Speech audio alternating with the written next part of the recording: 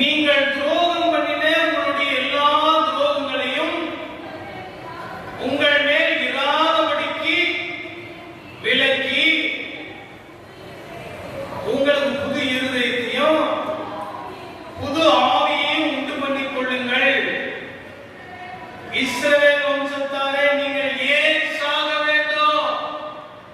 ஆண்டவர் சொல்றாரு. இஸ்ரவேல் ஜனங்களை பார்த்து தேவன் குறிப்பிடுகிறது, நீங்க ஏன் பாவத்திலே சாகணும்னு நினைக்கிறீங்க அப்படிங்கறத இஸ்ரவேல் ஜனங்களை குறித்து தேவன் குறிப்பிடுகிறதை நாம் பார்க்கிறோம். இன்றைக்கு எங்களுடைய முழுமையான ஊழியமே நரகத்துக்கு நேராக பழைய வாழ்க்கையில மூழ்கி இருக்கிற ஜனங்களை அவங்க என்ன செய்யணும்?